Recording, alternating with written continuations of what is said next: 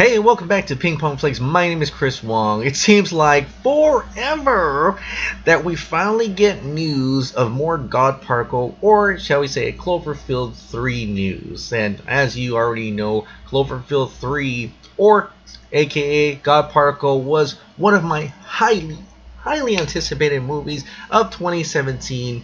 And as I promised, there were a set of movies I want to talk about in 2017, and this was one of them.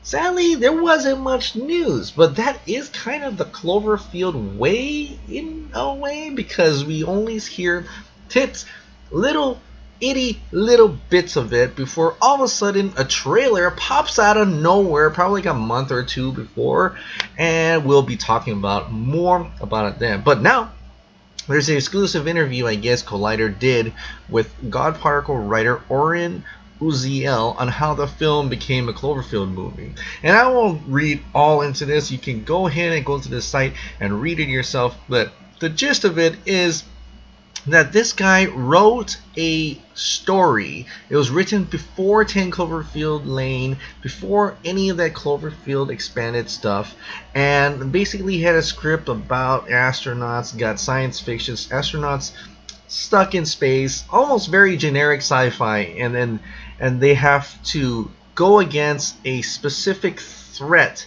in this contained movie, kind of like how the first Cloverfield was, even though that was in a huge city, but it felt contained because you were really looking through a lens of one of the characters, and it was only about a group of characters, so that's contained. 10 Cloverfield Lane, that was contained. It's in a little bunker down underground with only 3 people throughout the entire film. That's a contained environment, and with a specific threat outside that you don't really see too much. And so what he tries to explain here is that J.J. Abrams actually picked up this script and turned it into the Cloverfield 3 that is coming out in October. And so that is interesting because this happened once before, and that was in 10 Cloverfield Lane. 10 Cloverfield Lane, if you remember, used to be called Valencia, even the cellar, I think. And they had a script going. They even shot the film, and all of a sudden, at one point in time, it just morphed into Cloverfield, a 10 Cloverfield Lane movie. They threw the trailer in front of 13 hours, I think was that the movie called, and nobody knew it was coming, not even the actors and actresses that were on board with that film. It came out of nowhere, and that secret, that buzz just really got us excited because it's another Cloverfield project. Now, there is some confirmation here in this interview that Oren Uziel, I'm sorry if I'm not pronouncing your name correctly, but the writer did mention that it is indeed like a Twilight Zone type of deal where they don't exactly interconnect. At least this is what his understanding. It's like an anthology series. It has that feel of the Cloverfield universe, a feel of being contained with a weird, mysterious threat, mysterious creature, or some other type of thing that's bringing these characters together, and they either have to fight it off or do something going with that. But it is a character study once again, and this is no different from a movie like Alien. This is no different from other science fiction movies, but this one has the Cloverfield name. And he even kind of admits to the point that they are doing this. They are bringing these little scripts that have been floating around, and to make a lot of money. Hollywood wants to make a lot of money. They want their franchises. They want things that pop. I mean, yeah, maybe Valencia or The Cellar could have made a lot of money, could have been really famous, but I think it would have took more time if it didn't have that Cloverfield name in the title. And so with having God Particle come out, changing it to Cloverfield 3 or whatever they're going to call it, Cloverfield something, it adds that little bit of brand into it, a brand name that people can look at it and say, yeah, I want to go watch that because I am familiar with the Cloverfield. I liked the last 2 movies. I want to see more. And doesn't have to actually connect, even though there are parts of it that are interconnecting. They're not really out front and center. They're all in the backgrounds. They're like Easter eggs almost.